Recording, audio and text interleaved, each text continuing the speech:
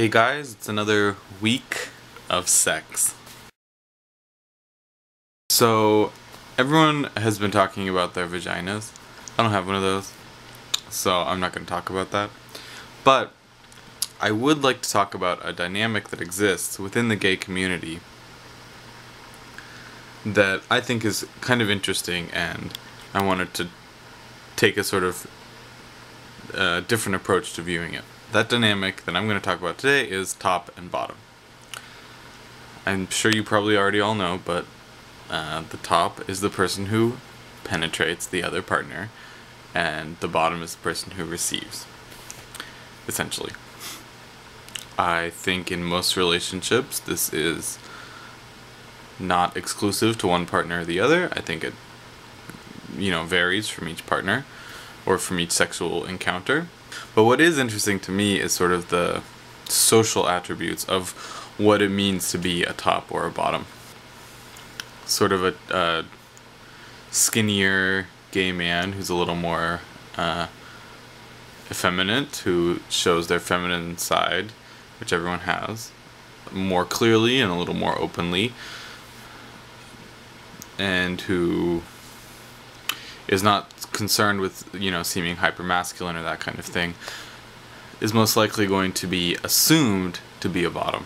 And then on the other hand, the tops are considered to be more masculine, just sort of playing that typically masculine role. And that's what's interesting to me, is that even though, as gay men, we're two men, obviously, there's this deviation that, even though we say don't put us into your gender roles, so if people say which one of you is the man and which one's the woman, we're obviously going, how dare you say that to us? But at the same time, within our own community, we're discriminating among people based on their sexual, what they do in bed. And that's something that has always struck me as kind of strange and weird, when people don't sort of embrace that there's more than one way to be sexually stimulated in bed, and that exploring this should not mean necessarily that you have to subscribe to any sort of social expectation. I know some gay people who, when they're asked, are you a top or a bottom, they get very offended. And there are a number of reasons for this. One, it's not really anyone else's business what you're doing in your bedroom.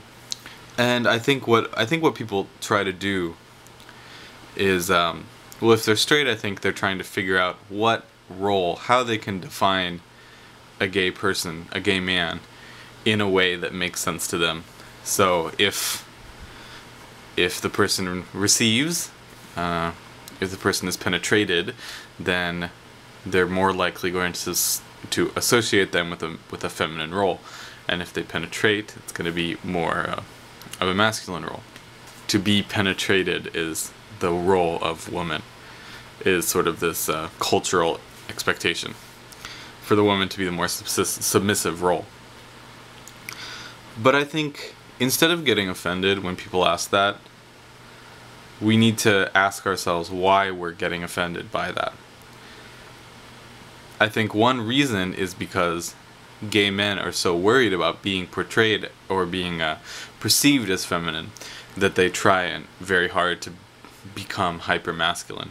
And there's nothing wrong with pursuing a masculine aesthetic, but at the same time, if you're running away from this feminine side, then that's no good.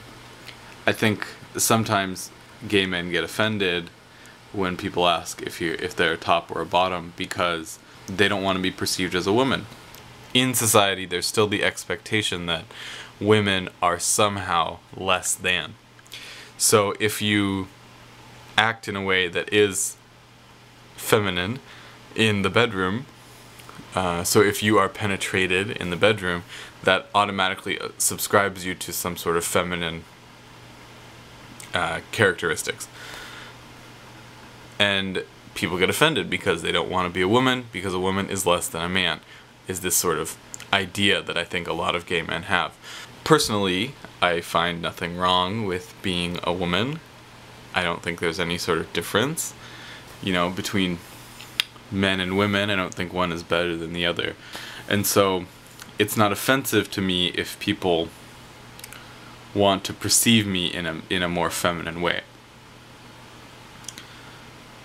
It is offensive if people are asking me things that is none of their business. So I think instead of being offended, we need to really look at ourselves and ask why we are so offended by these kinds of questions.